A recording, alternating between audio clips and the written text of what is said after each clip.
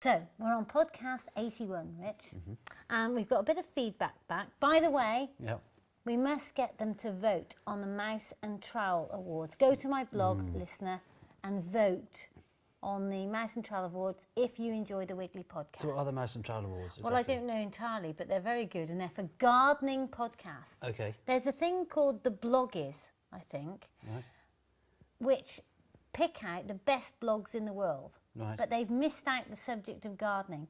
So the dear lady from Mouse and Trowel website has decided to set up her own awards. And we're finalists in the podcast. So go to my blog and then vote. Excellent. So here we are. So I've got a bit of feedback in from Michaela from Brighton. She says, how does a can of worms work? And we've got Jeff who says, please can you tell me how to set up a can of worms?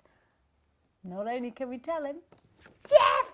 We're going to show you. What do you think? I think this would be a great idea. Why not? Why not film the whole process? Absolutely. Yeah. So we're going to go outside today into the garden and set up a can of worms. Well, you are. Excellent. I look forward to it. See you out there.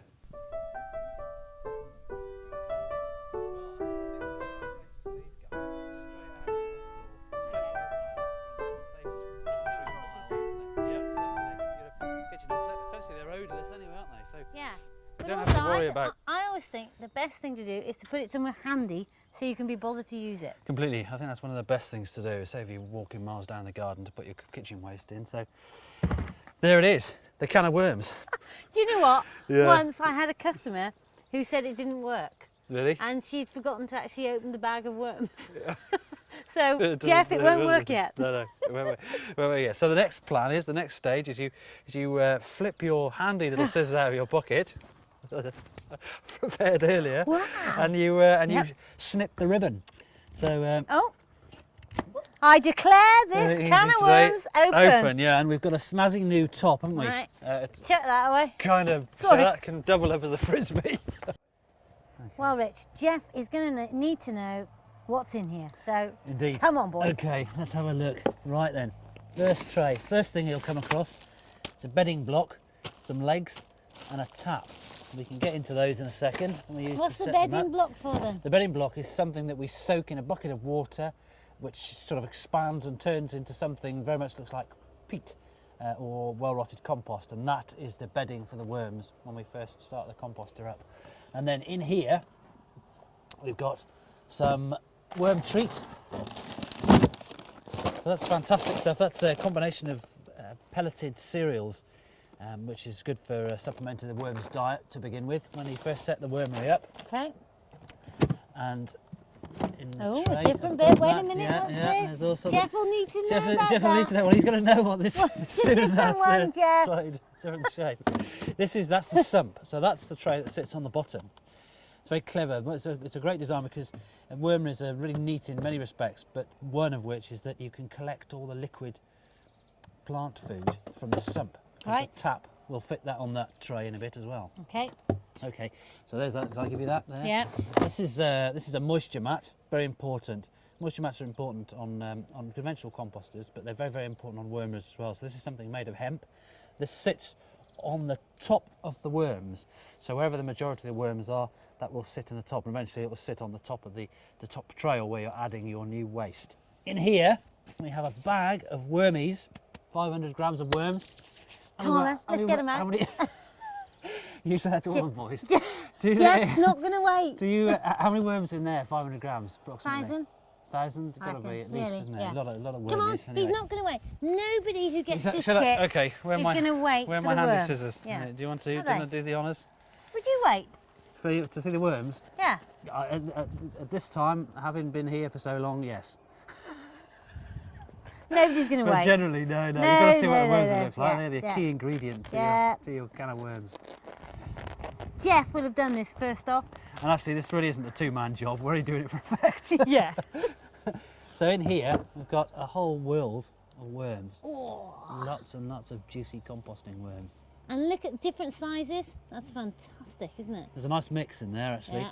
They're very healthy, very moist, quite lively, nice temperature. Bit of worm biology, Rich? Bit of worm biology, yeah. Why not? What do you want to know? How many hearts do worms have, Hev? Ooh, squillions. That's a great answer. Squillions. They have 5 hearts. Would you believe? Really? Yeah. And do you know why they have 5 hearts? Because they're full of love. Because they are full of. They probably are quite loving creatures, really. Not that. But the reason being is because they respire through their skins. Right. And that's another reason why it's very, very important for their skins to be moist in order to breathe through. But because the oxygen has to diffuse through their skins, they need those hearts to be able to pump the blood, to whisk the blood around the body, around the surface of the skin, to whisk away the oxygen so they can breathe effectively. What about brains? Do worms have brains? I don't think they've got many. Straight enough, they have a little organ which is a cerebral ganglion. So it's very small. It's not like a brain, a well-developed brain like ours, but it's Mine. But it absolutely it's Like definitely not a well-developed organ like yours. No. But it's something they are able to process thought. You know, they're able to work out how to drag something like a wisteria frond down into a hole rather than grab it in the middle and pull it down through the hole. So they can work things out. So yeah, very neat. What's this thing called here? Do you know what this is? I do. Saddleback. Saddleback. It Isn't is. it? It is a saddle. Yeah, it's a saddle. I think the proper name is clitellum. That's. Well, I didn't want to get where, rude. No, but I likewise, I don't want to get too scientific. But that's where they'll fuse together when they mate. Yep. And worms can mate for several hours. Can they? Yeah, is that something you've ever experienced? No. Onward. Thank you, Jeff, for bringing that up. And finally, in our little can of worms, is some anti-acid lime mix, which again is a combination of pelleted cereals, but I think predominantly barley in here, and it has crushed up limestone. And you grab a handful and put a handful on every couple of weeks, and that serves to reduce the acidity in the kit. Because I think worms, I mean, whilst they can tolerate quite acidic conditions, you know, sort of pH of 3 or 4, low as 3 possibly, they would prefer a nice neutral pH, 6.57, something like that. And really, when you're setting up a wormery, when you're creating something to deal with your household waste, your kitchen waste, and you want to try and make the conditions in the wormery as conducive to worm health as possible. So things like pH and climatic conditions are stuff quite important. You know, sometimes I think that you overcomplicate things. If you knew anything about setting up this kit, you would have soaked the coir block. You see, I'm well ahead of you, babe. I'm well ahead of you. Because now Jeff's life is ruined. Just going out of shot. Jeff, you should have set up the coir block hours ago. Got the kit right, opened it up, torn this just open like this, put it in a tub truck, soaked it and left it. And the best thing to do is get warm water because that makes it go quicker. Of course, Richard hasn't done that, has he? But Jeff, oh no! here's one I prepared earlier. It's Blue Peter! It is Blue Peter. So this That. has turned into that. That's exactly right, yeah. Where's the paper? Well, the paper will go into the wormery later on. Shredded paper is really important to put in a wormery. Shredded paper or something similar, either shredded paper or scrunched up cardboard. I mean, we always recommend that you put in at least 25% shredded paper or scrunched up cardboard, like egg cartons or toilet roll holders or something like that. Isn't it good how we followed the instructions? Yeah. Jeff, don't worry about the instructions. It That's doesn't true. matter. Just get on like this. It's all fine. They Right. Can I do the legs? I think there tends to be instructions in the kit. Yeah. So it's kind of a piece of cake to put together, really. If it wasn't, I could do it. Well, you're quite practical, aren't you, anyway? Absolutely. Country rough. Yeah. Country rough. Yeah, country born, country bred. Thick in the arm, thick in the head. Right, one washer. One washer. Right. Like this. Yep. In we go. Yeah, fantastic. Excellent. Heather, we need to put your frisbee back in. Well, we could have it that way, Yep. or we could have it that way. Right. I suggest you have it this way up so you can read all about the kit forever. Okay. Good idea. So pop it in here. Yep. Okay, so Right. we've sealed the bottom where the holes are. Okay. And that means that the worms won't just go out into the bottom, and Right. nor will the coir. Okay. But it'll brilliant. decompose. How long will it take to disappear, that? No idea. A couple of weeks probably, I something reckon. like that. Yeah. Not long. All right, brilliant. So then we put in our bedding. So our coir, our previously soaked coir. Okay. Put that in there, like so. Oh, great. Lovely stuff. So Worms? it's kind of wet. Worms, yep. Right. Can I Go for it. add the Go worms? for it. There you go. Lots of lovely worms.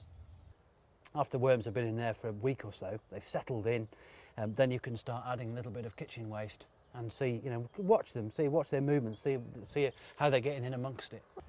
Jeff, this is not a waste disposal machine. You can't just stick your stuff in and expect things to happen. This is a process. We have to wait.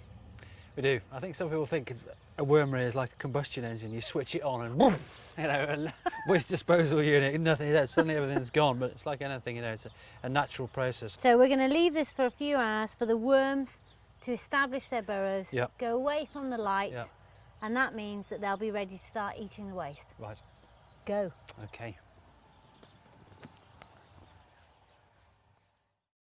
Hours have gone by. Right. Pretend they have. Okay. Cool. The Okay. worms are certainly gone, haven't Actually, they have gone because we've been so long making the video. Okay, sprinkle on the waste. they? Okay. Any kitchen waste you've got. So this is what you eat, is it, Hev? Yep. So what have we got here? We've got a little bit of cucumber, Yeah. bit of purple sprouting. Banana. Oh, that's a shame. Nice that.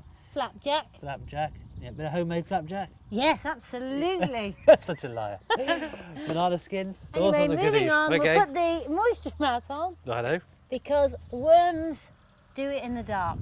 Okay. Jeff, worms do it in the dark. It's very important, isn't it? What other purpose does that serve? Well, it will decompose Yep. and it will encourage the worms to surface and keep the whole thing moving. Right, excellent. Lid, Yep. happy? I'm completely ecstatic. So there you go. So is that it? And what happens to the other trays then? The other two tiers that we've got? Richard, that's another show. Oh, okay. Bye. Bye.